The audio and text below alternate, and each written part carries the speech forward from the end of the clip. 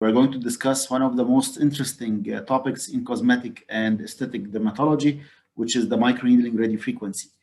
And I think the webinar is going to start within a few minutes. I really appreciate all those who are attending today, and hopefully it's going to be a fruitful event. And definitely I would like to thank the Kuwaiti Dermatology Society for hosting us and being a sponsor for this meeting. And also I would like to thank Dar Pharma for arranging that webinar and giving me the opportunity to be attending tonight with all the colleagues from everywhere, including Kuwait.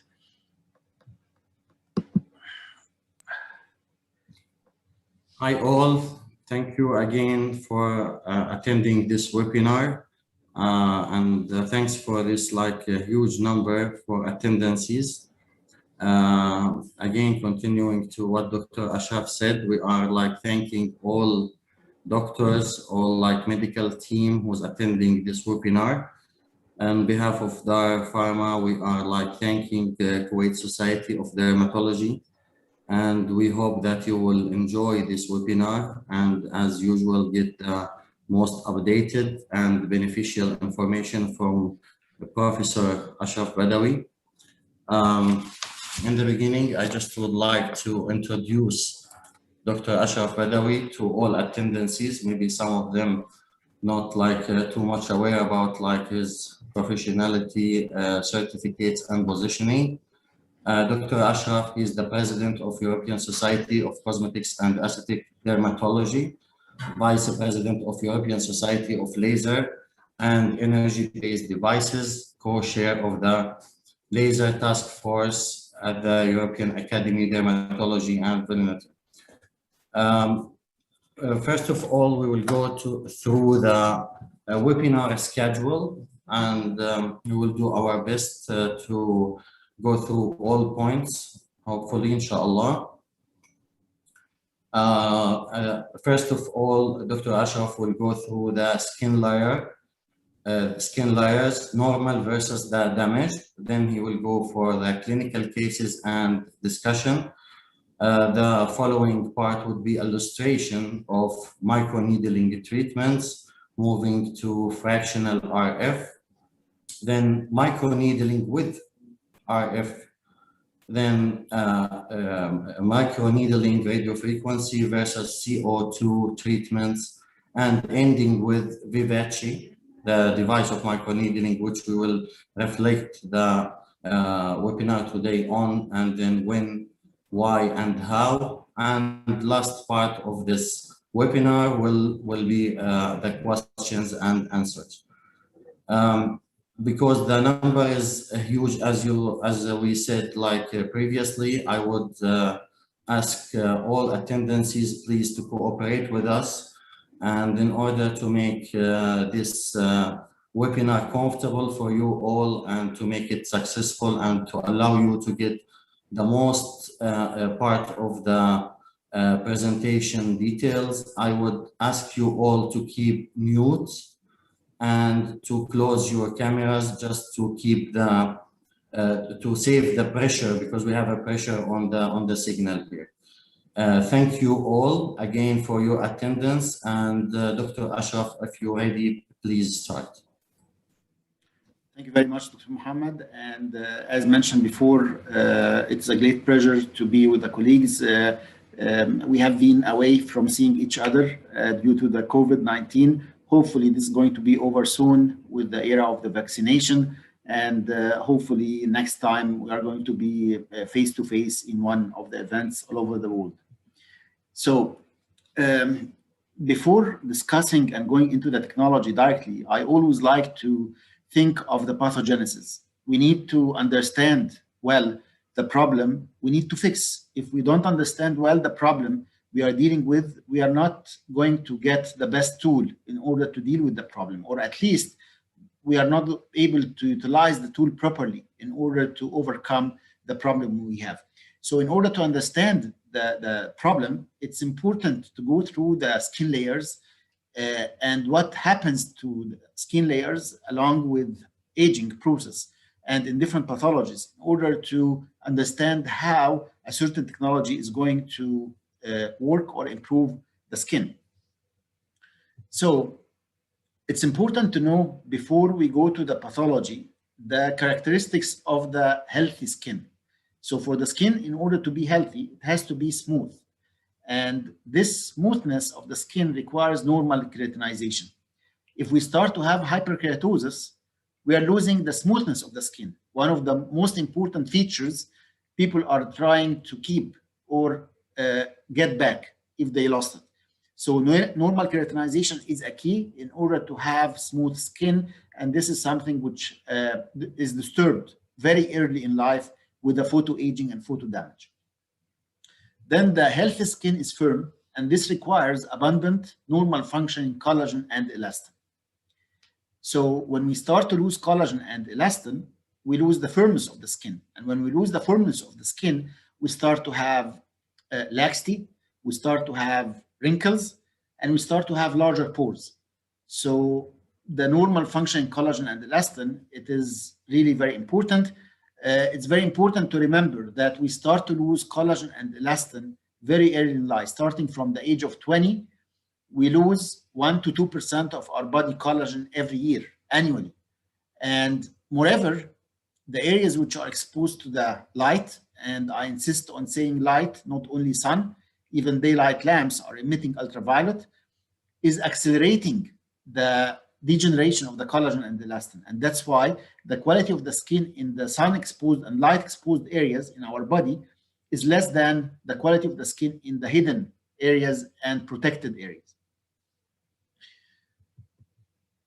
The healthy skin is evenly colored, and this requires properly functioning melanocytes.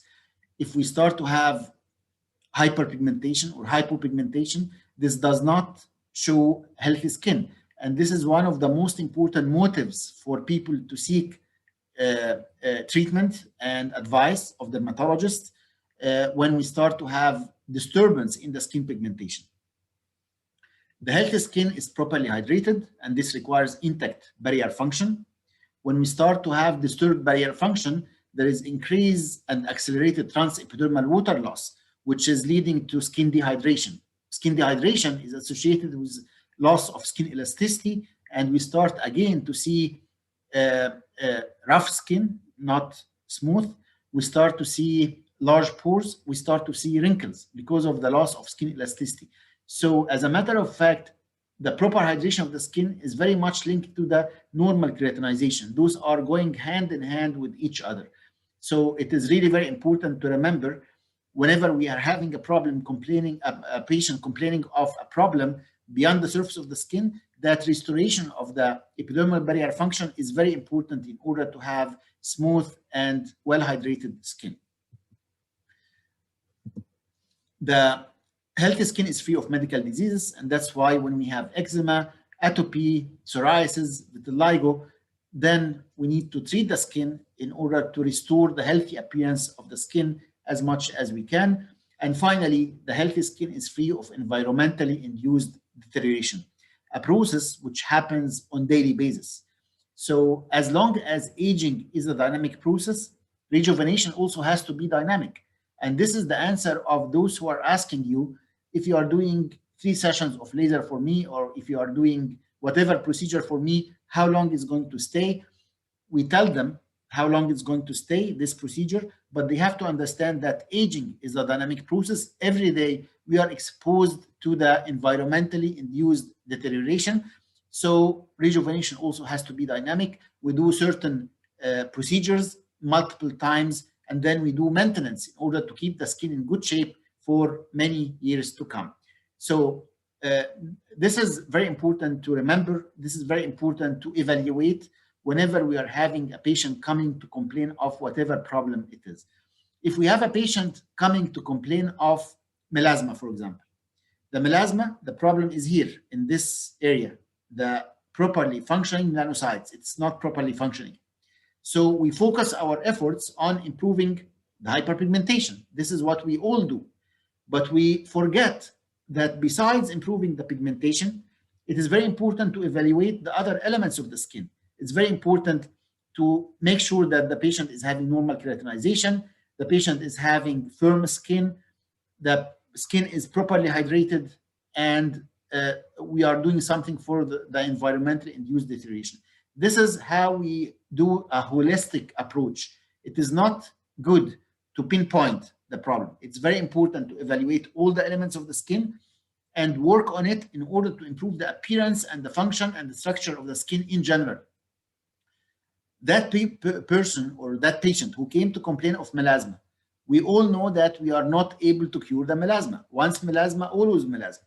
We know that whatever we do is going to induce some remission of the melasma, but it's going to recur. So the patient will be dissatisfied. However, if you are able to improve the appearance, the functions, and the structures of the skin, then this patient is going to be happy when they look at the mirror and see that their skin in general improved. And the same applies if someone is coming to complain of acne scars. Acne scars, we know that the problem is in the dermis. However, it doesn't mean that we don't have laxity. It doesn't mean that we don't have epidermal barrier dysfunction. And when we improve all the other aspects of the skin, whatever achievement we are able to get in improving acne scars is going to be reflected much better on the overall appearance of the skin. So this is a wake-up call in order to avoid telescopic vision and in order to deal with the skin, regardless what problem the patient came with, in a holistic approach and improving all the elements of the skin so that we are able to improve the appearance of the skin in general. So it's important to remember that the skin is composed of 3 layers: the epidermis, the dermis, and the subcutaneous fat and tissue. And each of those layers is undergoing certain changes with aging, which is affecting the structure, hence the function, hence the appearance of the skin. And regardless where is the problem the patient presented with, the other layers of the skin has to be evaluated with designing a treatment plan which is going to tackle all the layers of the skin which are having any pathology or changes in the structure and the functions. One of the big objectives of the rejuvenation is improving the epidermis and restoring the epidermal barrier function, where with the photoaging, we start to have hyperkeratosis, we start to have less living cells, and this is affecting the epidermal barrier function. So it is important to have a step which is restoring the epidermal structure so that we are able to have more living cells and less corneocytes, less hyperkeratosis, so that the epidermal barrier function is restored. The absorption of topically applied agent is going to be much better, and the skin viability is going to be much better when we are able to induce that change in the epidermis.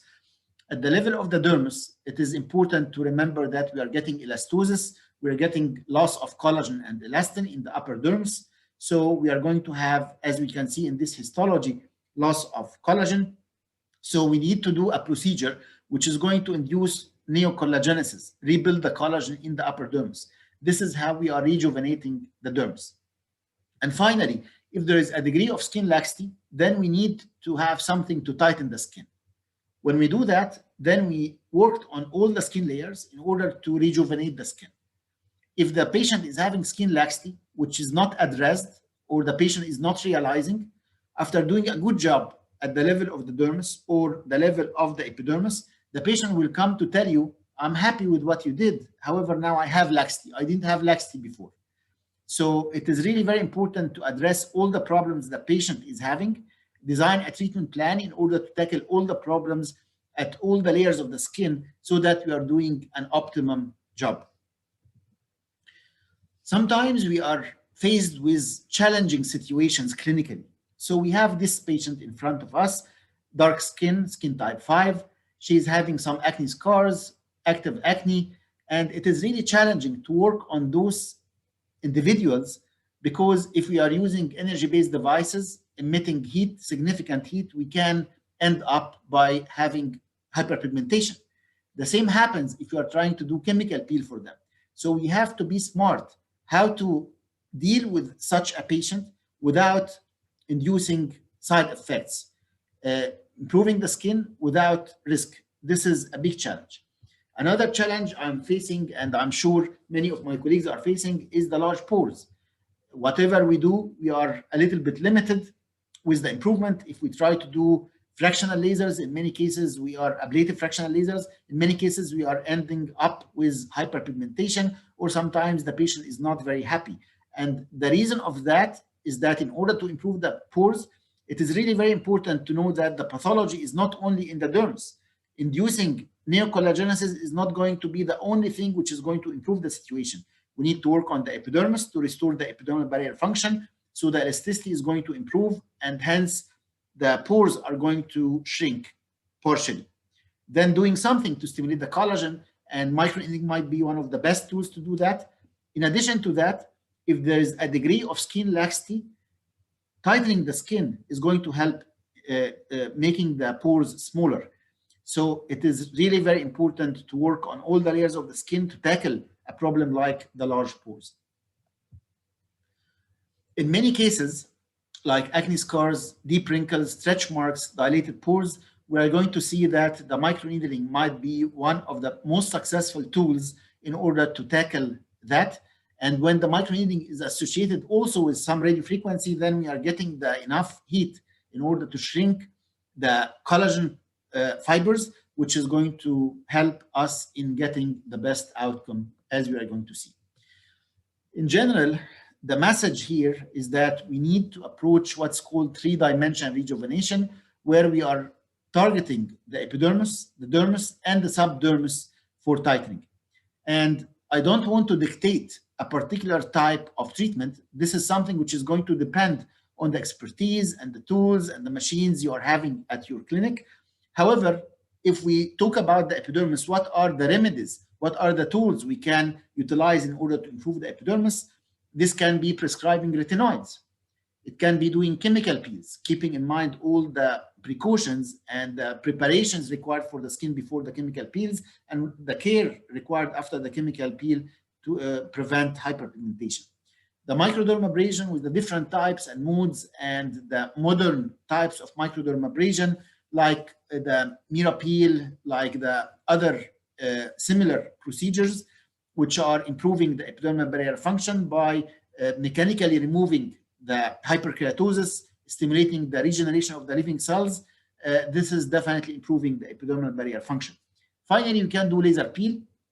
Laser peel is removing part of the epidermis. However, this requires very good preparation, very good care of the skin afterwards. Otherwise, we are going to be ending up by hyperpigmentation. So those are the different tools which we can utilize in order to improve the epidermis. Everyone should select one of them according to the expertise and the tools available at the clinic. Then the dermis. To improve the dermis, what are the options? We have the skin needling with the different derma rollers or mechanical motorized rollers. We have the microneedling radiofrequency, which is associated, microneedling associated with radiofrequency, and we'll discuss that in details later. And also we have different types of lasers, whether the non-ablative lasers or the fractional laser, whether ablative or non-ablative fractional lasers, all of them are going to improve the dermis. Then we need, in some cases, if there is skin laxity, we need to tackle the subdermis as well. And the tools in order to tighten the skin might be the radiofrequency, might be the infrared light and lasers, the HIFO, the threads, and surgery. All those are tools, different tools, in order to improve the skin laxity. The most common mistake I have seen is that a patient coming with acne scars, and this patient went to 3 or 4 clinics where they did for him fractional laser, and then he was not very satisfied with the outcome. So he went to another clinic where they did for him microneedling, and then he was not very satisfied. So he went to a 3rd clinic where they injected him with PRP, with plasma, and so on.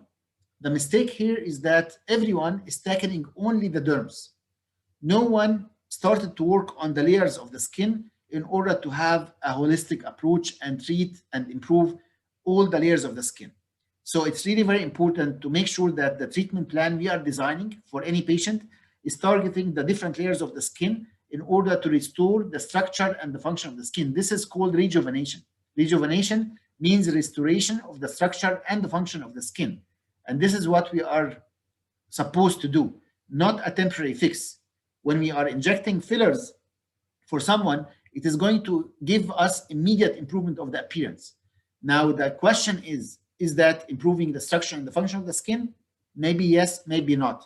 So I'm not going to judge anything, but it is very important to work on the restoration of the structure and the function of the skin so that we're achieving rejuvenation and some sort of anti-aging effect for the patient we are treating.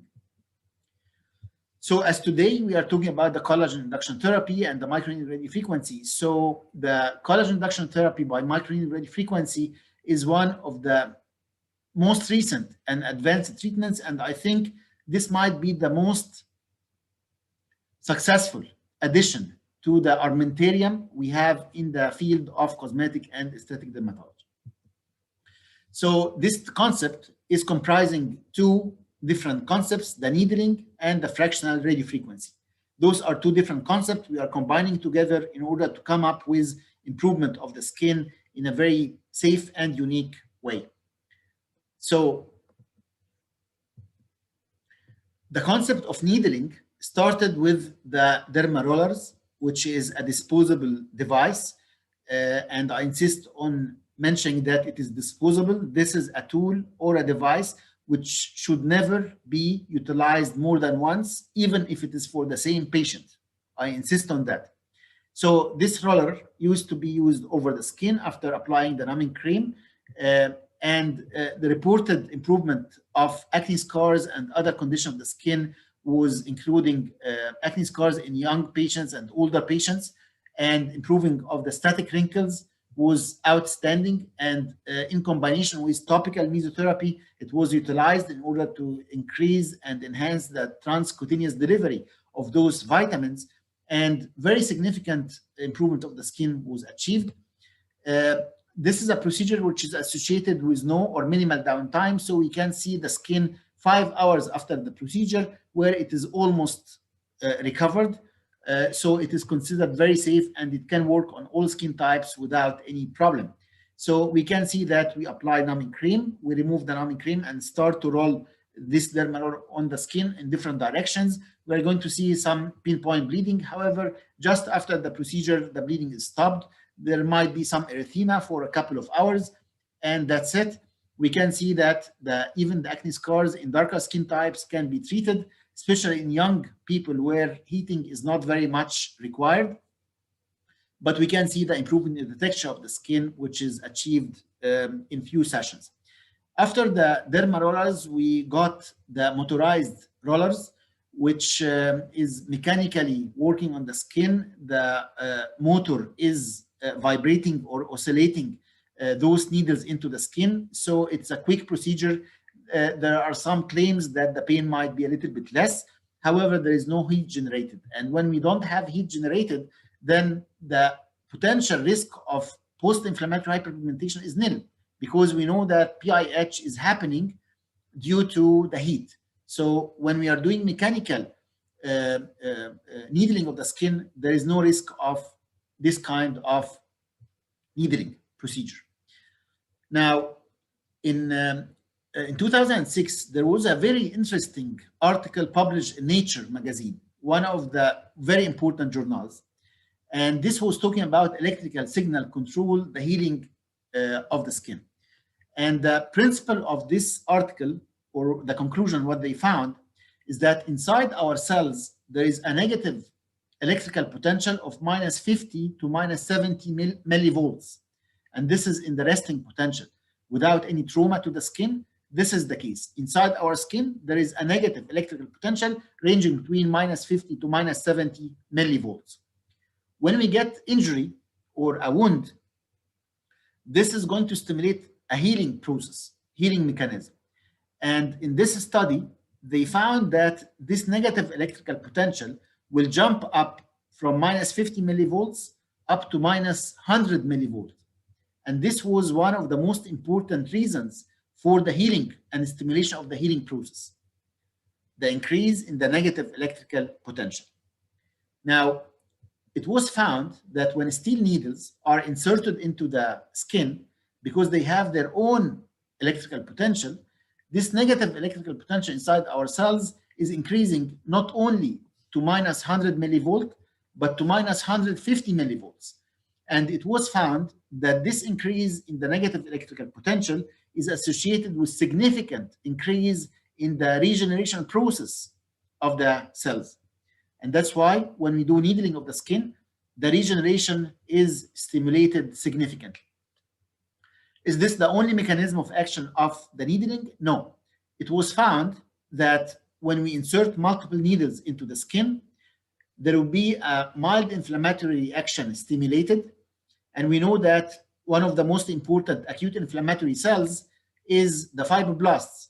And the fibroblast function is synthesis of new collagen. So we are stimulating an acute inflammatory response, and this will invite fibroblasts. Fibroblasts will synthesize new collagen. In addition to that, when we insert multiple needles into the skin, we are going to see that there is hyperemia, increased blood circulation into the area. And with the blood circulation, we are getting more nutrients and more growth factors to the area. And this is increasing the viability of the area we are treating. So we can see that there are multiple mechanisms of action of the needling of the skin.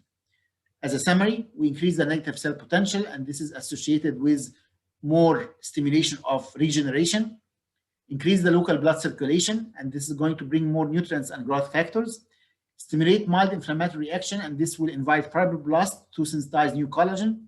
And in cases of scars and fibrotic tissue, the fibrous tissue is breaking and fragment the fibrosis.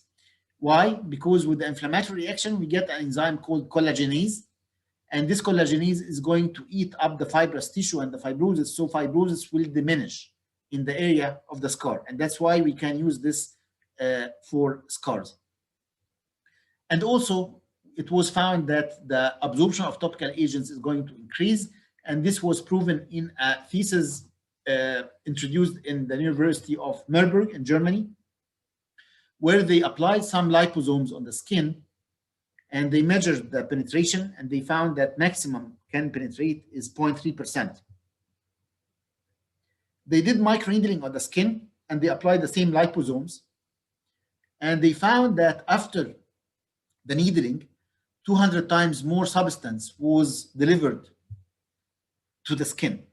So this means that whatever we apply on the skin after the microneedling is going to be significantly absorbed.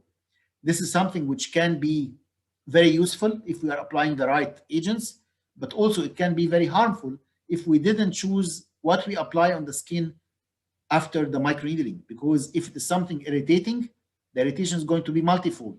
If it is something allergenic, the reaction can be very strong. So it's very important to remember that we are increasing the transcutaneous delivery of whatever we apply on the skin after the microneedling. So we have to be careful what we apply after the microneedling. We can get benefit by enhanced delivery of topicals like cosmeceuticals, like biologicals, PRP. In many cases, we do the PRP injection in the areas where we need to inject, but we keep a little bit to apply on the skin after the microneedling so that it is absorbed significantly and it enhances the viability of the skin. And also pharmaceuticals can be applied sometimes topical after the microneedling procedure. So this was about the microneedling. What about the fractional RF? This is associated with more reproducible results than the bulk heating of the radiofrequency. We know that with the radiofrequency, sometimes we don't get very good results. Sometimes we get very good results. And I think all depends on the amount of subcutaneous fat, because when we have extra fat, then the heat generated is going to be more and the radiofrequency is going to be very effective. If we have someone who is having laxity, but with less subcutaneous fat, then the heat generated is not going to be enough and the patient is not going to get use of the procedure. But with microneedling, it is much more associated, because at the end, the needle depth is going to the dermis, where we have enough water to generate enough heat and to achieve whatever results we want to achieve. This was a study about bipolar fractional radiofrequency treatment-induced neoelastogenesis and neocollagenesis.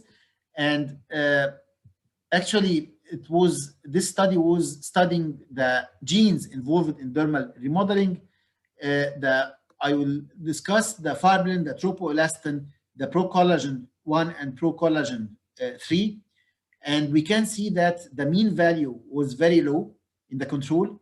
Immediately, there was a little bit of increase, but then in 28 days, we can see the significant increase in the values of those important markers compared with the control.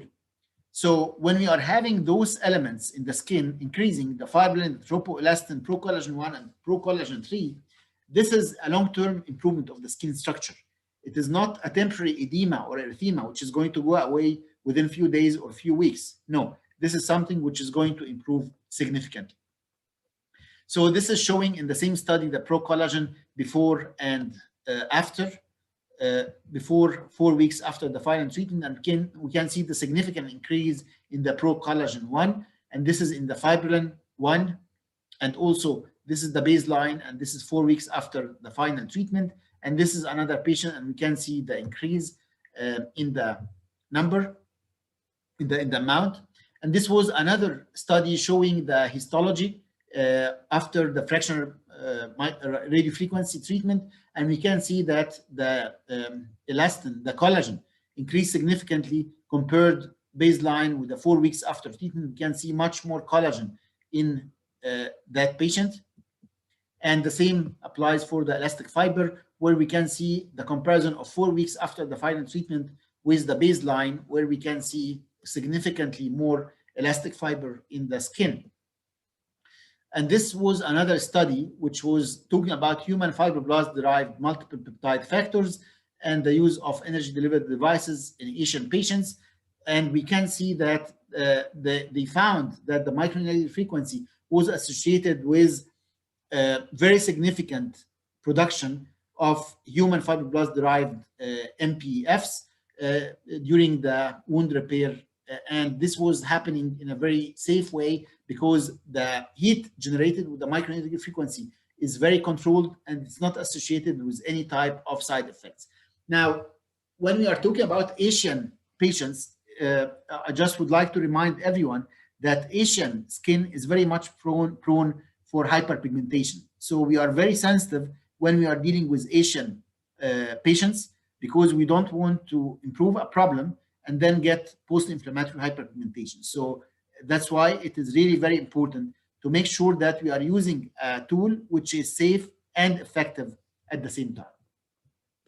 So when we are combining the needling with RF, so we have multiple benefits. One of them is that we are able to get controlled heating of the dermis and subcutaneous tissue. This is giving us safety and efficacy at the same time. We are getting enhanced dermal collagen remodeling. We are getting immediate change in the collagen structure because of the heat, plus long-term stimulation of neocollagenesis, which is happening 4 to 6 weeks after the treatment. So it's important to let the patient know that when we are doing this procedure, sometimes we get very quick result because of the immediate heat and shrinkage, but in many cases, the optimum result is going to be achieved few months after the last session because the maturation of the collagen is going to take some time to happen so that we are getting the efficacy increasing gradually by time.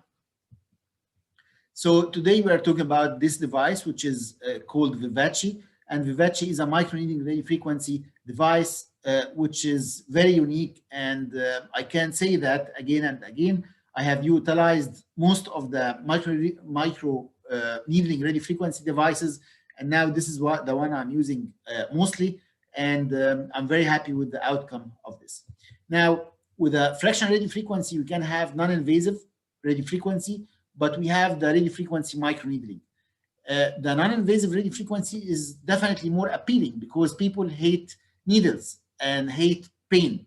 So we can use the non-invasive radiofrequency. However, it is not going to be as reproducible and as effective as the microneedling radiofrequency because we discussed already the different benefits of the needling of the skin.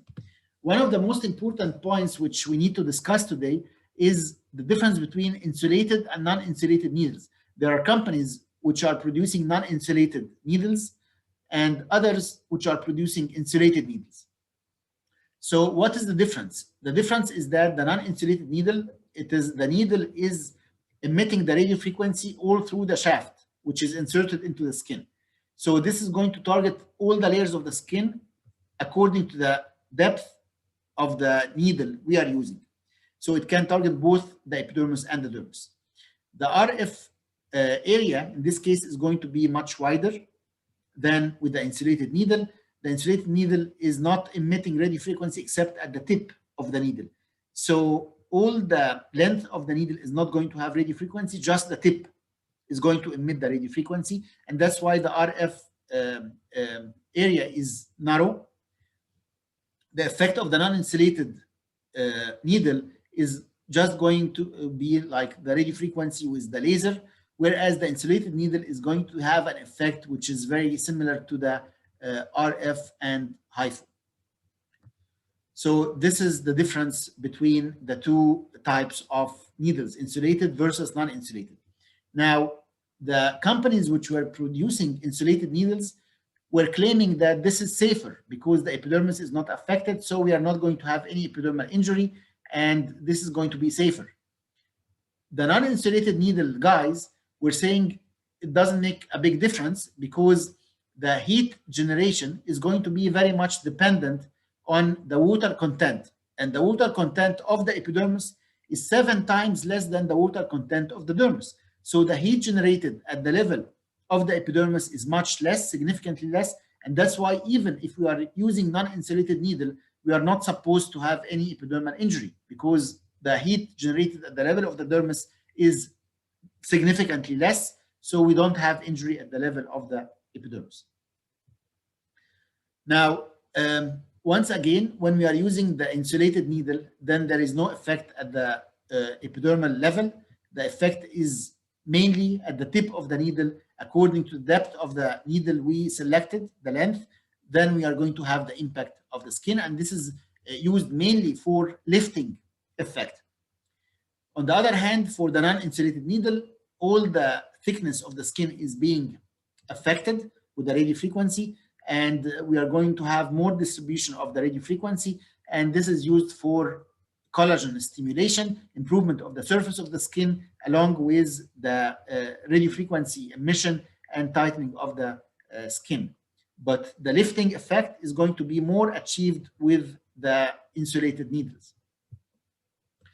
One important factor which is really making a big difference, from my opinion, is the needle quality. If we have the thin needle, then it's going to be much less painful than if you are having more thick needle.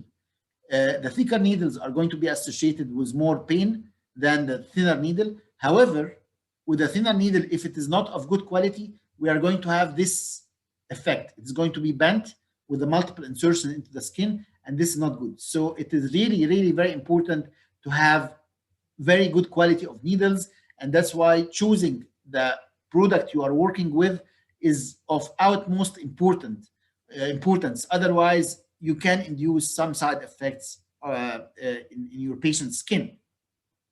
Now, because of this effect, we can see here, I insist that whether we're using the derma rollers or we are using the derma pen and micro pen and the motorized rollers, or we are using the microneedling radiofrequency, all those are having consumables, and this tip or this consumable is supposed to be used only once. I never use it again for the same patient even. Number one, there is no way to sterilize the needles. Number two, with the multiple insertions into the skin, even the quality of the needle is good, we are going to have this wear and tear, and the needle might bend, and this is going to work like a hook, and this can induce minute fibrosis. So please, we have to make sure that those are consumables which are never used more than once for the same patient even. Now, another important thing in the microneedling radiofrequency devices is the insertion mode. So we have manual insertion, which we are using with the derma rollers and the mechanical rollers, the motorized derma rollers, but they are traumatic, and usually we cannot get more than 2 millimeter length of the needle, and it's not very controlled. It depends on the operator, skills and expertise. Then we have some devices which are having spring. They shoot the needles into the skin, and this is definitely one of the most painful types of insertion of the needles into the skin, and it is associated with a lot of pain, and that's why not all the microneedling radiofrequency devices are equal, and they are not all associated with the same degree of pain, although we are talking about the same principles and the same technology, the same procedure, microneedling radiofrequency. But this is much more painful than other types of insertion. Then finally, we have the electronically controlled motorized insertion, where the needles are inserted slowly and smoothly without extensive trauma to the epidermis. And this is the one available with the VIVACE, where we are getting a very smooth insertion of the needle into the skin. And that's why the pain associated with that type of microneedling radiofrequency device is significantly less than with other types of insertions of the needles. As it comes to the pain, there is another factor than the needle insertion, which is the radiofrequency wave. With the radiofrequency wave, there are certain types of manufacturer who are able to get a very smooth wave of the radiofrequency, which is not going to be there while the needle is inserted into the skin. It is not going to be there while the needle is withdrawn from the skin. The radiofrequency is going to be emitted only when the needle is inside the skin. And this is definitely going to be associated with much less pain and with much less trauma to the epidermis, with less significant incidence of complications. So those are two very important factors when it comes to the pain associated with the microneedling radiofrequency devices: the mode of insertion and the wave form of the radiofrequency and how it is emitted in a gradual and smooth mode. The tissue effect of the microneedling frequency is, as we can see here, very much similar to the non-ablative fractional laser. So I can claim easily that anything the fractional non-ablative fractional laser can achieve, the microneedling radiofrequency can achieve equally effective and very safely as well. We can see that this is someone who was treated with a microneedling radiofrequency, and this is immediately how the skin is looking. We can see easily where we treated and where we did not treat. We can go back to treat the areas which were skipped and were not treated before, so that we can get very homogeneous coverage of the skin. However, in 24 hours, we can see the skin back to normal. Usually, this is going to be achieved in few hours, maybe 2 or 3 hours in most of the cases, according to my experience. So that's why I can comfortably say that this procedure is associated with no or minimal downtime. We can improve the static wrinkles. Usually, I recommend 3 sessions, 1 month apart, and 6 months after the last session, we are going to get the final result. And after that, I recommend to do 2 or 3 sessions per year as maintenance. But definitely, this is a significant improvement in static wrinkles, where the fillers and maybe the toxins is not going to be the best tool to improve it. With this, we are getting natural long-term improvement of the skin. We can work very nicely on the periorbital area. It's very safe. Of course, we are going to select needle length depending on the area we are treating. In an area like this, I wouldn't go more than 1.2 or 1.3 millimeter of the needle depth. And as we can see, we can get very nice improvement, tightening and collagen stimulation of the periocular area, as we can see. Stretch marks is one of the biggest challenges in our field. As we can see in combination treatment, where we can use the microneedling radiofrequency in combination with PRP injection, we can get significant improvement in stretch marks. However, it's important to let the patient know that it is not going to go away 100%. We can do something like 40 to 60% improvement, as we can see in this photo, and usually the patients are very satisfied with this outcome.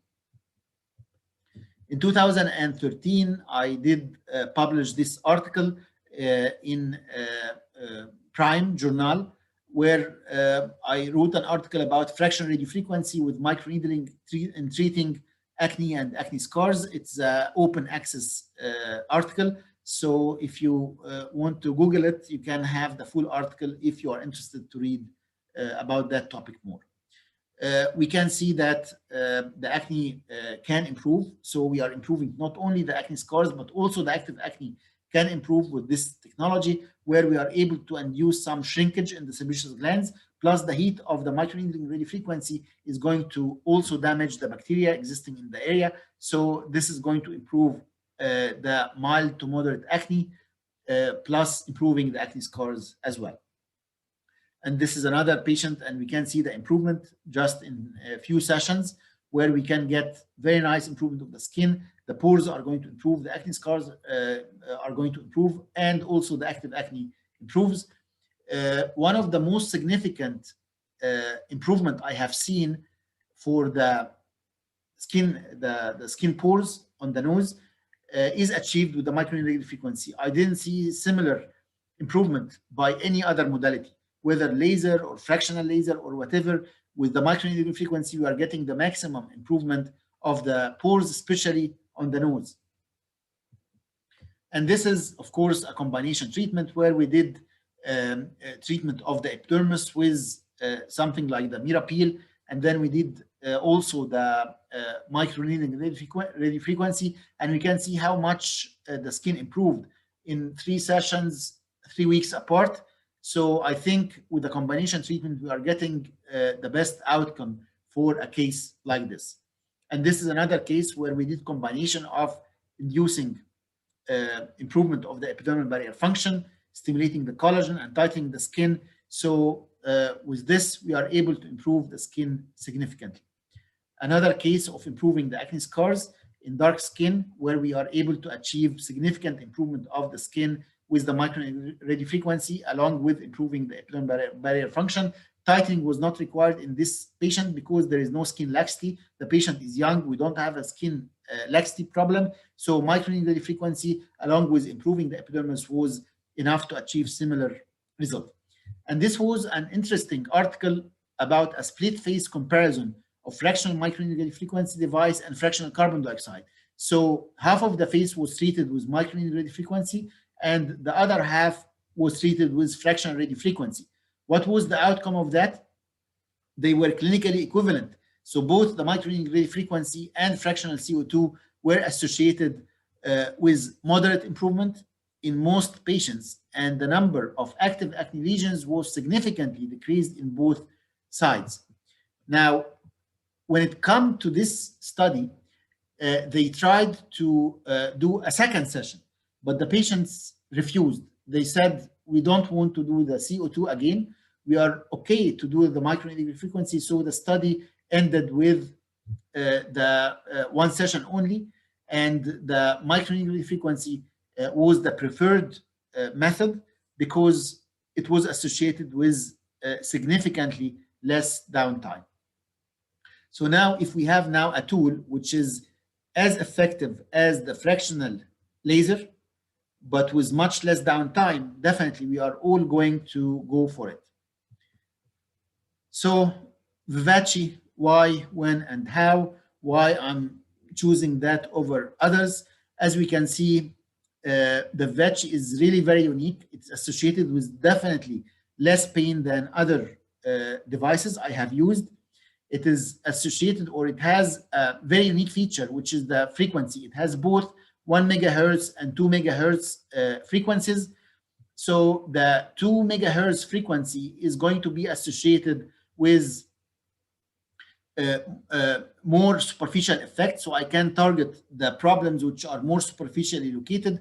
The 1 megahertz is going to be going deeper. So if I want to get more lifting and more tightening, then I'm going to be using the 1 megahertz with the insulated needle. For more superficial problems, I'm going to use the 2 megahertz. And this is very unique because most of the other devices are going to be having only 1 megahertz or only 2 megahertz. So this kind of flexibility is definitely very helpful for me. It is the motor, as I mentioned, the motor insertion is associated with very gradual insertion of the needles into the skin, so the pain associated is going to be significantly less with other machines I have used. And also the radio frequency wave is very gradual, very homogeneous. So there is no radio frequency when the needle is inserted into the skin. There is no radio frequency when the needle is withdrawn from the skin. And that's why the incidence to have any microcrust on the surface of the skin is much less with this technology over other micro needling radiofrequency devices I worked with. Of course, having the insulated and the non-insulated needles in the same device is very helpful because it gives us more flexibility. I'm using it mainly for generalized rejuvenation.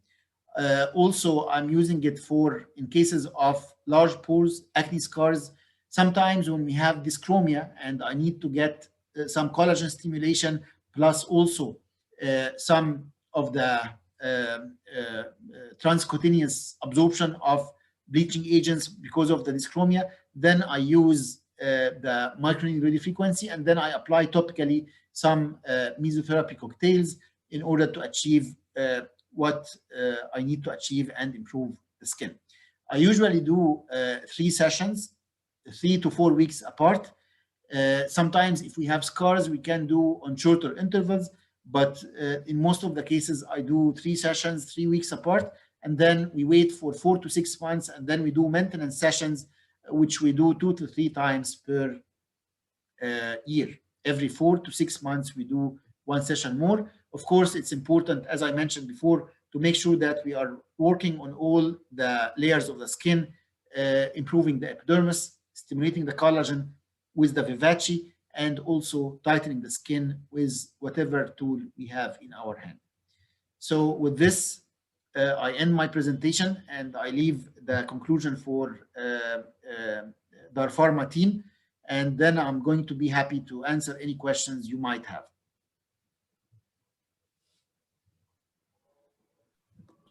Many thanks, Dr. Ashraf, for your amazing presentation as usual.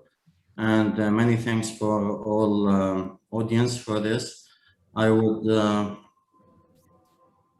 pass the presentation for my colleague Anna.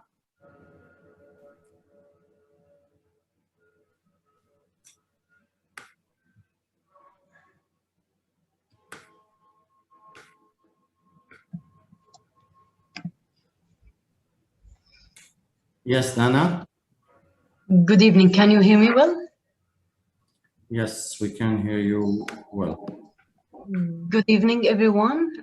First and foremost, I'd like to thank Dr. Ashraf for this great information and presentation. I'm Dan Azzam, a medical rep from Dar Pharma Company.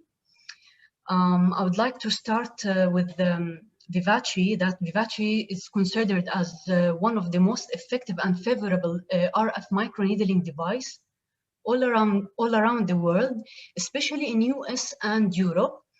VIVACE successfully gained this advantage from the fact that VIVACE merged between the high efficiency and the great result in one side, and on the other side, there is no pain in comparison to other machines in same category. Moreover, the downtime exemplified in very few hours, from 2 to 4 hours maximum after the session. In the same time, the device considered as one of the best friendly used devices. Now about the principles and operation about the VIVACE, the high frequency energy, we have 2 different high frequency energies, the wide wavelength, 1 megahertz, and the narrow concentrated wavelength, 2 megahertz, generated from the main body of VIVACE, that is transmitted to the tissue through the handpiece and bipolar type electrode. This transmitted high frequency energy generates heat by load or contact resistance of the tissue. It uses this principle that tissue coagulation occurs by the generated heat.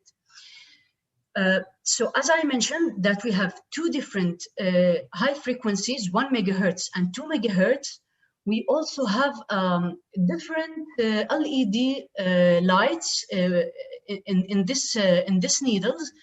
The blue color that makes sterilization for the skin and especially used for the acne cases, and the red diode color that's used to stimulate the collagen and elastin. About the applications for the VIVACE, the handpiece, we have two different needles. The first one is the blue insulated needle, and we can use it for lifting and tightening cases. And the other red non-insulated that's used to treat acne, pores, post-acne scars, and stretch marks.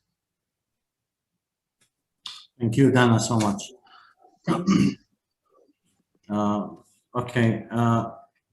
Yes, as Dana mentioned, most of the benefits of using VIVACE over like other devices, or usually in like the microneedling radiofrequency species. Now I would like to just quickly go through the highlights or the rationale behind that, why VIVACE can generate better and efficiency, and why VIVACE considered as a very safe device in comparison to other devices. So I will gonna start with the fact that VIVACE has like a 36 needles arranged in like a certain way with very high quality, and it's coated by gold. VIVACE, one of the features of VIVACE of having like insulated and non-insulated, as Dr. Ashraf mentioned and my colleague Dana, this gives like variation of the usage for doctors. They can use VIVACE in different applications and for different cases. And along with one of like VIVACE very important features, that it has like a micro memory motor. Micro memory motor, this is the advantage that minimize the side effects, and in the same time it's giving like soft penetration to reduce the pain and accurate penetration. I'll just try to explain how micro memory motor work. The micro memory motor is like a device inside the handpiece, and this device ensure that the radio frequency will not go out unless if the needles like penetrated inside the skin. And this will help us in two things actually. It will help us to gain the benefits of using the session and make sure that doctor will reach to the depth, the required depth from 0.5 to 3.5, and in the same time it will like protect us from having any burns or any like stamps or side effects inside on the superficial layer. Along with like some friendly used advantages, like the handpiece is light, we have like dual hand and foot like switches, and in the same time the LED light, red and blue diodes. In general, VIVACE considered as one of the best devices for the users. After they use it, they like it, and the safety is certified by FDA, ISO, and CE. I hope that all of the attendees like the presentation and it get benefit from the information that shared about the device and about the about the RF microneedling in general. Now, if you allow us, we will move to the part of questions and answers, and I will keep the arrangement for this to my colleague Dana.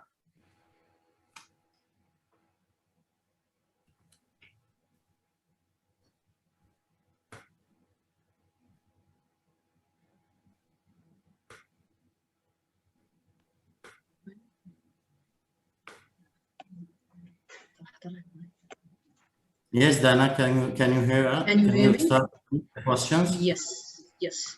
I'm here with our supervisor, Dr. Rihad. Hi, everyone.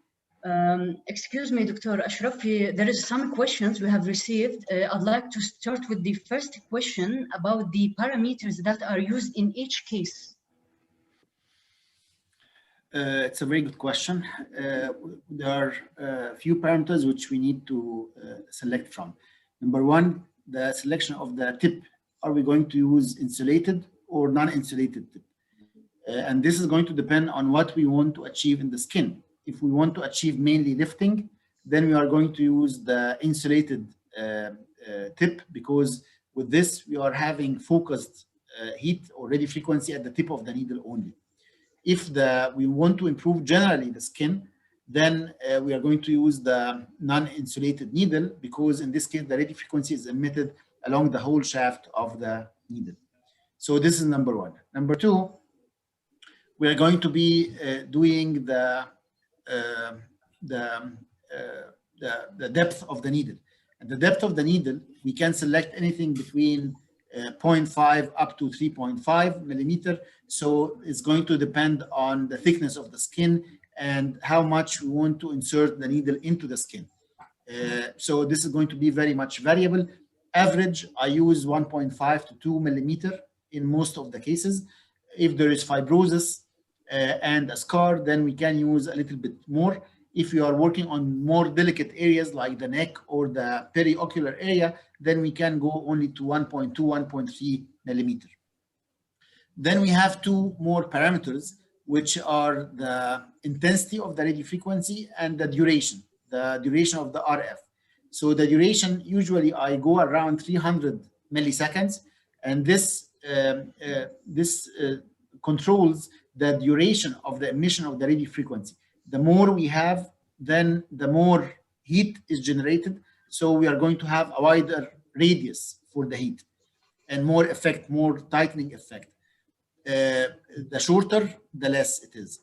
So this is regarding the duration. And usually I use 300 to 400 milliseconds. If you want to be more conservative, then you are going to go for 200. If you want to be a little bit more effective, then you go for 300 or 400. Now the intensity of the radio frequency is around 4 or 5, and this is usually the how much radio frequency you are getting. The more we are getting, the more heat is going to be generated. So again, if you are using 4 or 5, this is going to be the average, and I think in most of the cases this is going to be suitable. I hope that answers the question. Thank you, Doctor. Excuse me, Dr. Ashraf, I'd like to mention that if anyone would like to take a screenshot or capture for this information, please, if you have any questions or anything about the certificates later on, please don't hesitate to email us in this email or by this number on the WhatsApp. The second question, excuse me, Doctor. Okay, Doctor, we have a question from Dr. Sajna Muhammad. What is the difference between Scarlet and VIVACE? I think we answered that question, but mainly VIVACE is having both 1 and 2 megahertz, and this is allowing better control in the when it comes to the depth of the effect and the generation of the radio frequency. So if you want the effect to be deeper or superficial, we can alternate between 1 and 2 megahertz. This is the major difference. Scarlet was one of the first microneedling radio frequency devices I used, and definitely this was more than 10 years ago. So with the VIVACE, with a more advancement in the technology, it is something which is more refined and with more options. And I think it is associated with a little bit less pain. Okay, we have another question. Can microneedling RF be done if the patient has grade 3 of acne or acne scars? Say that again, please. What is the question?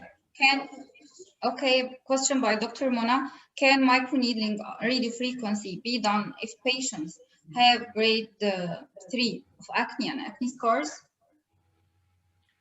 The classification of acne is different than the classification of acne scars. For acne scars, any acne scar can be treated with a microneedling radiofrequency. For active acne, mild to moderate cases can be treated, sometimes in association with the other topical agents for treating acne. For severe acne, I think it is not the best scenario to depend only on microneedling radiofrequency. In this case, we might need to go for the isotretinoin treatment. Okay, another question. In acne treatment, do we use it after systemic medication, or we can start with microneedling RF? What should we use after the systemic medication, the microneedling radiofrequency? Yes. Can we start with microneedling radiofrequency? Actually, it is a good combination with any modality of treatment, whether we are going for systemic treatment or with topical treatment. Microneedling radiofrequency is going to have synergetic effect, and it can be used at any case and any phase. Even during the isotretinoin treatment, even if someone is taking Roaccutane, there is no contraindication to use the microneedling radiofrequency at all. Great. And there is a question for any benefits for rosacea patient from using microneedling RF. As a matter of fact, sometimes those patients are getting benefit because with the radiofrequency emitted with the microneedling, we are getting some coagulation of the blood vessels. So the hyperemia is going to decrease. It is not a contraindication. On the contrary, sometimes patients with rosacea are going to get some benefit. Of course, we need to make sure that they are taking the appropriate treatment for the rosacea, whether systemic treatment or topical treatment, but the microneedling frequency is not contraindicated in cases with rosacea. On the contrary, they might get some benefit. We have another question: how to select patients? Patient selection is very easy in case of microneedling frequency because it is easily indicated in any case where we need to improve the quality of the derms, where we need to improve scars, where we need to improve large pores or static wrinkles. In all those, it is a very good indication. So I'm not seeing any contraindication. Maybe pregnancy is a contraindication because I don't want to use any energy-based device during pregnancy, because if there is any concomitant congenital anomaly in the baby, we are going to be blamed. So this might be the only contraindication if the patient is pregnant. Okay. Well, what's your experience with melasma cases in darker skin types with VIVACE? In melasma, we have to understand that the objective of using microneedling frequency is twofold. Number one, we are improving the quality of the skin. So we are stimulating collagen. The skin is going to be firmer. It's going to be looking better in general. On the other hand, when we do the microneedling frequency, the transcutaneous delivery of any bleaching agent or any serum or product which is having a lightening effect is going to be much better. And that's why I think it's a good thing to do. However, it's very important to let the patient understand that this is not a direct cure for the melasma. It's not going to cure the melasma. We can improve the quality of the skin, but we are not going to improve, cure the melasma. Okay, another question, doctor. Your opinion on hypertrophic scars post-acne on the back? Hypertrophic or atrophic? Hypertrophic. Hypertrophic. This is not a good indication. I think for if it is hypertrophic scars, then we need intralesional steroid injection, and sometimes the ablative fraction might do a better job than the microneedling frequency. If it is severely hypertrophic, if it is something mild, then we can do the microneedling frequency with or without intralesional injection of steroids. Would you please share with us your experience for the lifting cases and scars while using VIVACE, especially the area around the eye in the lifting cases? The areas around the eye, there is always a confusion between having dynamic wrinkles and static wrinkles. We need to understand that with the VIVACE, we are targeting the static wrinkles. We cannot work on dynamic wrinkles. This is something which requires botulinum toxin injections. But we can improve the static wrinkles by stimulating the collagen and tightening the skin. So this is something which we can do very successfully. I usually do the non-insulated needles because the skin here is very delicate and very thin. So there is no point of using the insulated needle. I usually use 1.3, 1.4 millimeter length of the needle, and I do 400 milliseconds, and the intensity around 4 to 5. And I do one pass with the radio frequency on, and then I decrease the pulse duration to 100 milliseconds, which is the minimum, and the intensity to 100 or to 1, which is the minimum also. And then I do a couple of more passes where the radio frequency is minimal, so I don't get any thermal injury to get more collagen stimulation. I do that 3 times, about 3 or 4 weeks apart, and we get very nice improvement of the periocular area. Okay, doctor, another question. And, sorry. Okay, another question. Will you do microneedling radiofrequency or fractional CO2 for patients with skin diseases characterized by Koebner phenomenon like psoriasis or vitiligo? Actually, when we have a patient who is having a disease which is subjected to Koebner phenomena, it's very important to have very good history taking. And if there is history of Koebnerization, we don't do neither laser nor microneedling radiofrequency. It's contraindicated because Koebner phenomena is a contraindication for any invasive or minimally invasive procedure. If the patient is not having Koebner phenomena, then I can do the microneedling frequency, which is less traumatic than the fractional CO2. But if someone is having Koebner phenomena, we don't do neither of the procedures. There is a question: how long should we wait if patient did Botox and filler injection before using microneedling RF? Good question. Very good question. If I did Botox today, I need to wait for 2 weeks before I do anything in the same area because I need to get stabilization of the effect of the toxins. If I do filler, I prefer to wait for 3 weeks before I do any other procedure in the same area. But on the opposite side, if I did microneedling radiofrequency, I can do the Botox after a couple of days when the skin calms, which is going to happen in 1 or 2 days maximum. And the same for the fillers. I can do injection of fillers immediately after the procedure or in 1 or 2 days when the skin is back to normal. Another question: what is the probability of post-inflammatory hyperpigmentation in patients with darker skin types? It's almost nil. If it happens, then it is due to operators, fault. Where if we did too much overlap with the radiofrequency, then it might cause thermal injury and PIH. But if the procedure was done properly, then it is not a risk. And over the past 10 years, maybe I saw that 2 or 3 times in more than 10,000 patients. So it's something which is extremely, extremely low incidence, if it is done properly, of course. Great, great.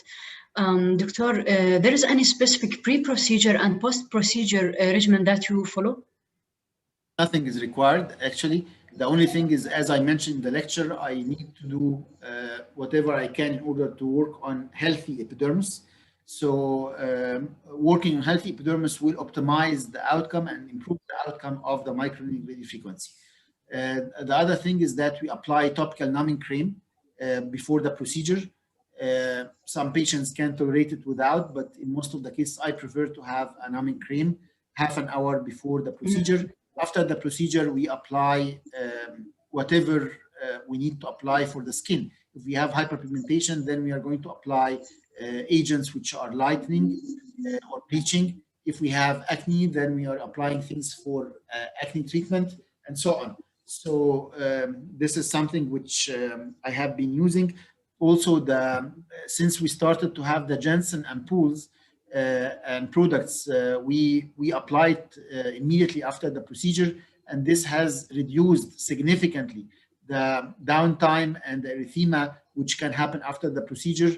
And I'm quite happy with using this Jensen range of products after the procedure. Okay, doctor, another question. Which head is used for treating hyperhidrosis? The non-insulated?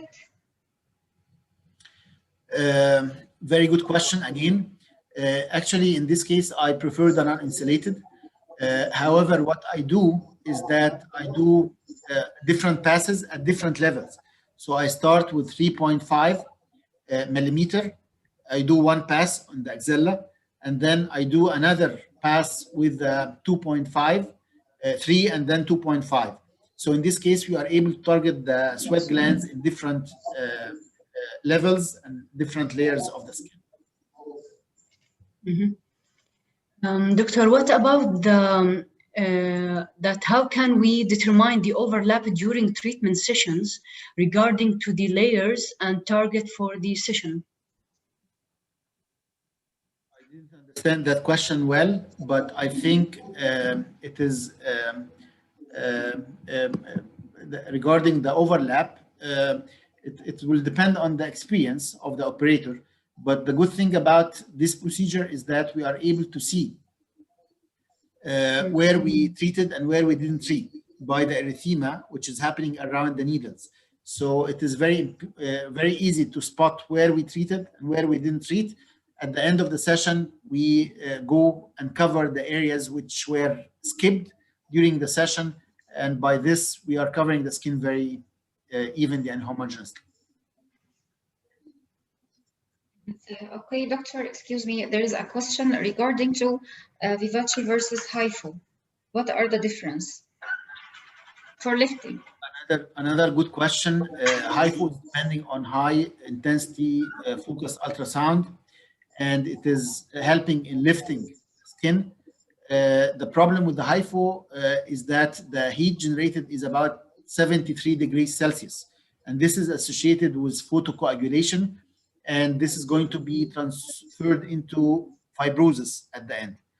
Whereas when we are using the microneedling radiofrequency, the maximum heat or temperature is about 55 degrees Celsius, and this is not associated with as much fibrosis. So that's why we are able to get with the insulated needles of the microneedling radiofrequency the same lifting effect of the HIFU, but without the fibrosis which occurs with the HIFU. And that's why this is my preferred way for achieving some lifting in the skin. Thank you, doctor. What about what makes VIVACE downtime is less or no downtime? As I mentioned before, the wave of the radiofrequency, the wave of emission of the radiofrequency, and the gentle introduction of the needle into the skin are the main factors for making the downtime with the VIVACE less than others. With the others, where the radiofrequency is emitted in a shock form, then it can be affecting the epidermis when the needle is inserted into the skin, or when the needle is getting out from the skin, the radiofrequency is emitted, and in this case we can get microcrusts, and it might stay for a few days or weeks even. So this is not the case with the VIVACE, and that is why it is associated with much less downtime. Okay, doctor, another question. Will VIVACE help patients with port wine stains? Actually, it's a very smart question. We thought it might help a little bit due to the coagulation. I did not try it myself, but I think it is something worth trial. There were some colleagues who said that it might work because of the photocoagulation we are able to achieve in the vessels, but I didn't try it myself. Doctor, there is a question if they could reuse the same tip for the same patient. I answered that question in my presentation, and I said that this is not a good idea because there is no good way to sterilize the needles which were inserted before into the skin, plus the wear and tear which can happen to the needle, and this can cause minute fibrosis in the skin. So it's not a good idea at all to use the tip more than once, even if it's for the same patient. Okay, doctor, how can we determine the overlap during treatment session regarding to the layers and target for the session? I think I answered that question before, Dr. Rahab. Okay, there is a question. How long after Roaccutane treatment can we start microneedling RF for scars? I think we can use the microneedling even during the Roaccutane treatment. However, if we want to be in the best efficacy side, then 1 month after stopping the Roaccutane, we can definitely do the microneedling radiofrequency without any fears. Will it work for red macular scar? Yes, yes, it can work because with the heat, we are going to get some photocoagulation of the vessels, so it can improve the erythema associated with the scars. Okay. Are thinner needles with less distance in between will have better effect and less adverse reaction versus thicker, widely spaced needles? The more needles we have, the more stimulation of collagen we are going to get. So it depends on the extent of the pathology, and the thinner the needle, the less pain associated. So this is something which you are going to choose according to the pathology in the skin. And the wider needles or the thicker needles are definitely associated with more pain and more bleeding. Okay, doctor, can we use Vivace for recently tanned skin? Or yes, in general, can we use this there is no interaction with the epidermis. So tanned skin, dark skin, we don't have any impact of the microneedling frequency on that issue at all. Mm-hmm. Okay, doctor, what is the difference with Secret between Vivace and Secret? Yeah. Secret, it is a microneedling radiofrequency device where it has the spring insertion, so it is very, very painful. And this is one of the most common complaint of the Secret device, that it is painful because of the mode of insertion of the needles into the skin. Also, the mode of the radiofrequency is not as gradual as with the Vivace and some other modalities. Doctor, with Vivace, should we stack on extensive acne scars during the session, and with which percentage for the overlap? I don't prefer to stack with the radiofrequency on. I do one pass with the radiofrequency, and then I switch the radiofrequency to the minimum possible, and then I do multiple passes again, or I can stack in order to get more collagen stimulation and more degeneration of the fibrosis. So this is something we can do, and usually I do one pass with the radiofrequency on, and then I do another 4 or 5 passes with the minimum settings of the radiofrequency of the device.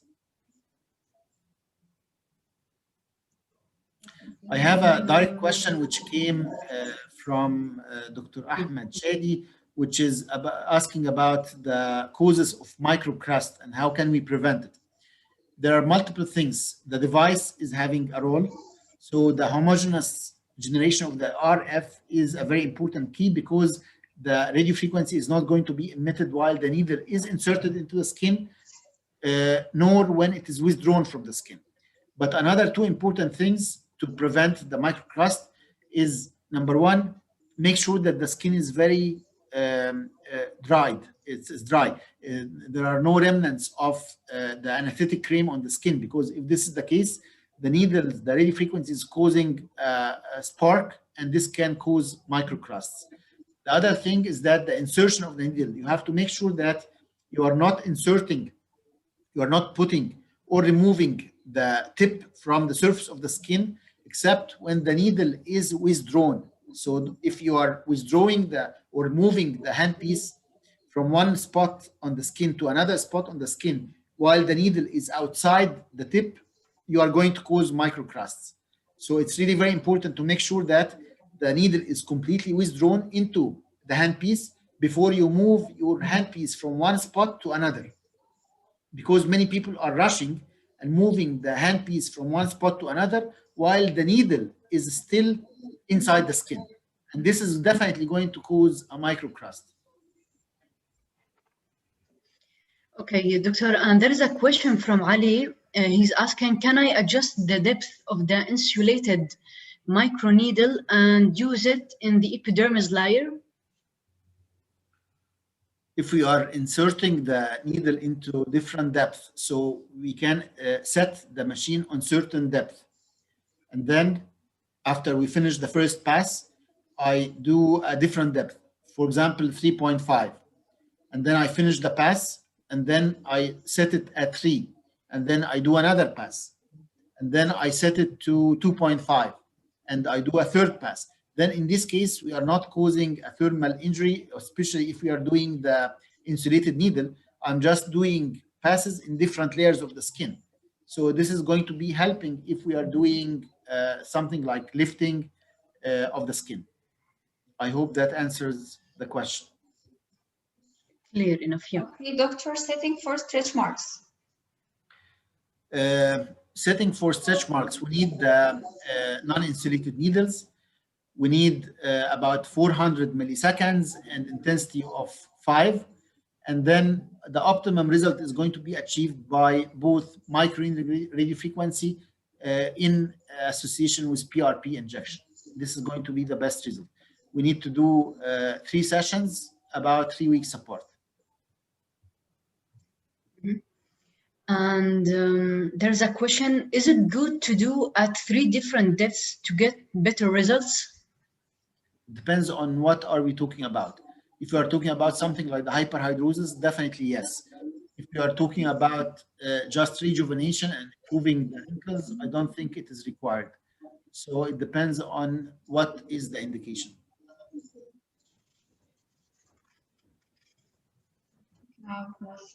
Yes, yeah, this is all the questions here.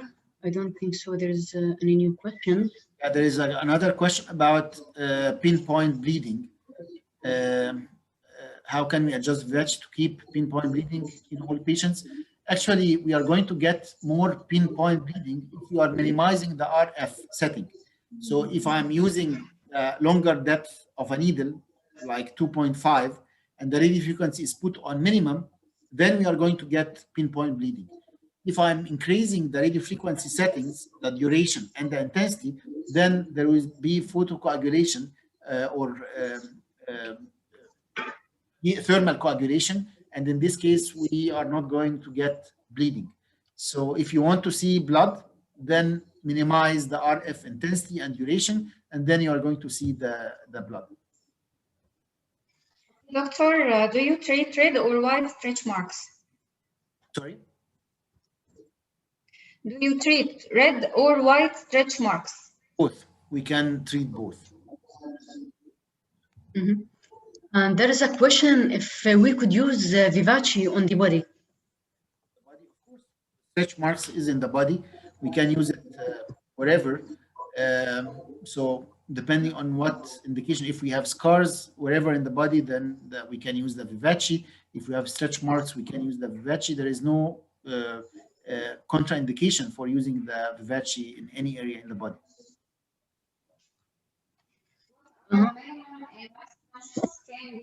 Can be given for session. The voice is not clear, Dr. Rahab.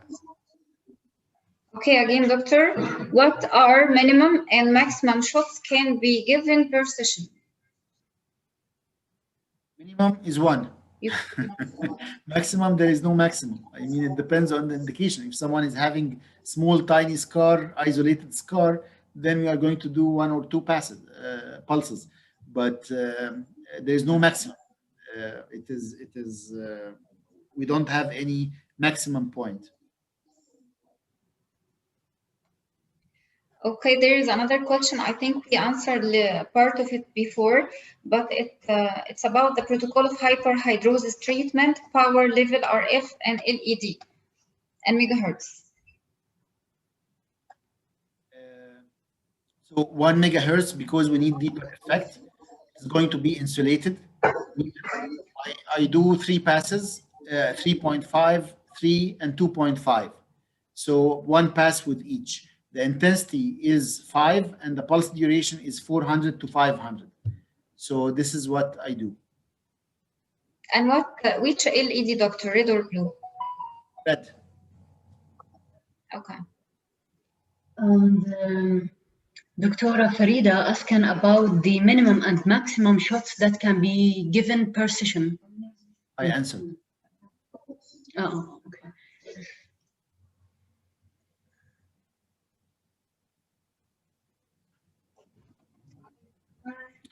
There is, I think, an important question. We can use the VIVACE for plantar and palmar hyperhidrosis. I think it is too painful.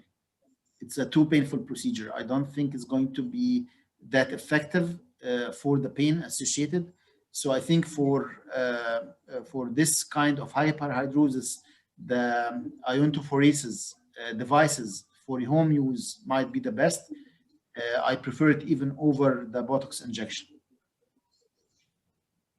Hey, doctor, we have a question. What about reports of cases with hypodermic fat atrophy, and what was the etiology?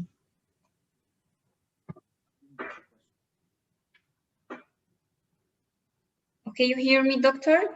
Yes, I can hear you, but I didn't understand the question. Even me.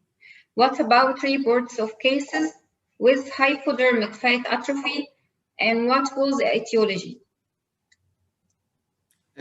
Reported cases of what atrophy?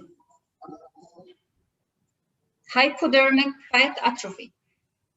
With the microneedling radiofrequency?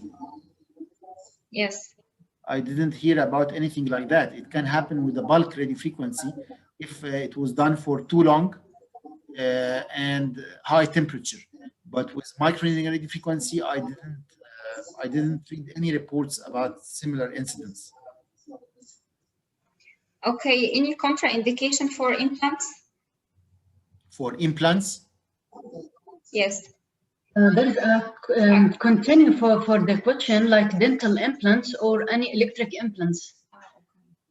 No, because we are using here bipolar radiofrequency.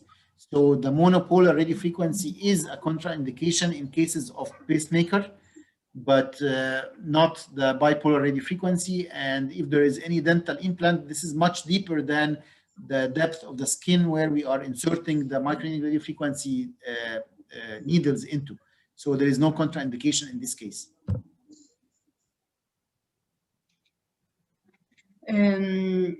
Doctor, do you have any experience for scalp hair restoration?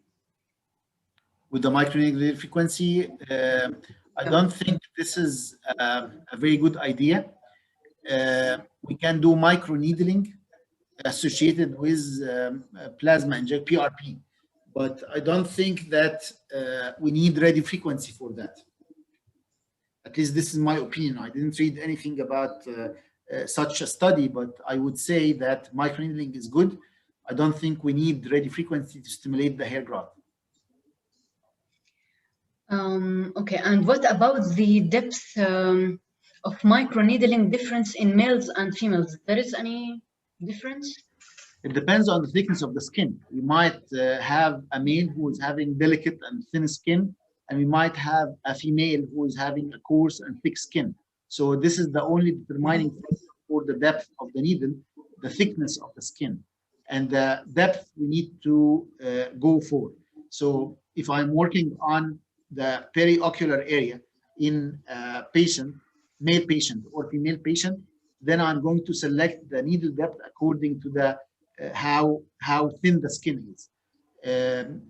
As I said, thickness of the skin is the main determining factor regarding the depth of the needle. Doctor, what about if we can do fractional CO2 in the same session with the VIVACE in case of acne scarring? I don't think there is a value of that because those are two values in order to stimulate the collagen. So there is no point of using the same, the same objective technologies at the same session. I don't think there is added value. It's just like if we ate and we are already full. If someone is offering us food, we cannot eat anymore. The same applies for the skin. If you are doing a procedure to stimulate the collagen, and then I do again another procedure to stimulate the collagen at the same session or closely after, the skin is not able to react. So it is much better to use different technology for different layers of the skin with different objectives than using multiple technology for the same objective at the same time. It's going to be useless. Okay, doctor, what do you advise after VIVACE session for acne scars? For acne scars, topically, we prefer to use some of the mesotherapy vitamins or the Janssen products, which are having, moisturizing effect, stimulating the healing of the skin. So stem cell cocktail or fluid from Janssen is one of the best products I use. It calms the skin, it helps in the regeneration of the cells. So this is something which I usually do. Some cases of acne scars where we have rolling scars, I do in association with the VIVACE subcision because this is going to improve the rolling scars, and at the same day we do the subcision as well as the VIVACE, and it's giving very nice results.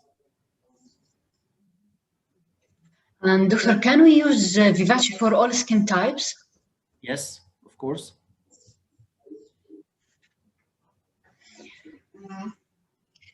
And they are asking if there is any comparative studies between VIVACE and fractional ablative lasers. Who is asking that question? Dr. Sandeep Gupta. Okay, Dr. Gupta, this was one of the last slides I presented in my presentation, and please get back to the presentation. There was a comparative study between fractional CO2 and microneedling radiofrequency, which showed in case of acne and acne scars, which showed that both of them are clinically equivalent. However, the microneedling radiofrequency was associated with significantly less downtime, and that's why it is a preferred way over the fractional CO2. Okay, and Dr. Farida asking if is it okay to advise topical steroids applications post-procedure to reduce the inflammation? No, Dr. Farida. We said that one of the mechanisms of action is to stimulate a mild inflammatory reaction to get fibroblasts to synthesize new collagen. So if we apply topical steroids, this is going to suppress the inflammatory reaction, and this will decrease the amount of fibroblasts and its activity. So we are not going to get as good collagenesis, neocollagenesis as we need. So it's not a good idea to apply topical steroid after that procedure.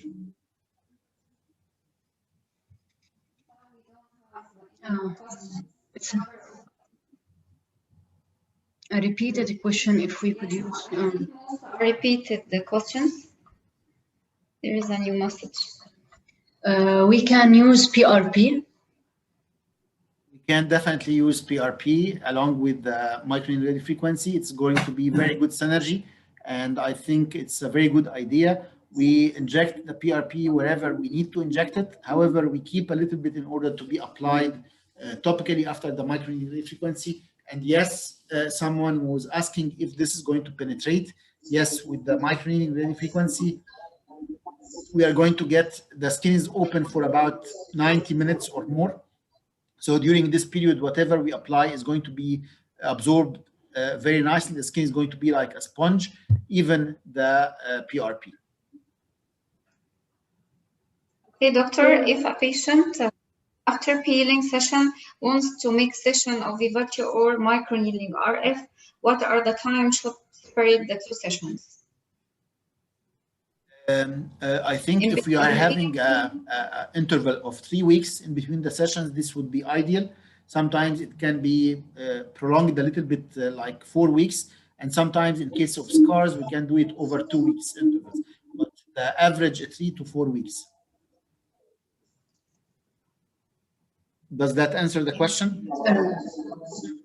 Yes. And regarding to the previous question about the steroidals topical, they are asking about the ideal post-procedure application to the that's given for faster healing. Anything which contains ceramides, anything like panthenol. Personally, I use some products from the Janssen ampoules where it is stimulating the healing. It is giving some nice moisturization of the skin, so helping the epidermal barrier repair. So it is really giving me very nice results if it is available in your countries. Okay. Is gold stamp with mesopodox will be better after VIVACE or microneedling or before? Actually, I don't think there is a need to do both because gold stamp is a microneedling device. With the mesobotox, you can apply it after the microneedling radiofrequency without needing the need of gold stamp. So you can do the VIVACE, the microneedling radiofrequency, and after that you apply this mesobotox immediately, and it's going to be the same thing. So there is no point of doing both. With the microneedling radiofrequency, you have the advantage of having the fractional radiofrequency for more collagen shrinkage and more tightening and lifting of the skin. And at the same time, you are having the collagen stimulation of the microneedling, and you have the transcutaneous delivery as well. So it's a much more holistic approach. It's much wider range of application, and in this case, you don't need the gold stamp. Okay, doctor, last question. Can VIVACE obviate the need of Tyler liberator, fulfill sufficient for deep scars? Most of the cases, yes, it's going to be enough. What I do is that I do the VIVACE 2 times, and then the areas which improved are improved. The areas which did not improve or get worse, and this might happen in some cases, then we can do the subcision. But other than that, I don't think we need to do anything over that. Okay, last question. Which is better to use after? You mentioned that the last one is the last question. I'm so sorry, but you're still receiving. I'm still receiving. Which is better to use after RF, arnica cream or bipantene cream? Bipantene is going to, I don't want to stop the bleeding. The bleeding is going to be stopped. The arnica is going to be used if we have bruises, and usually you don't have a bruises.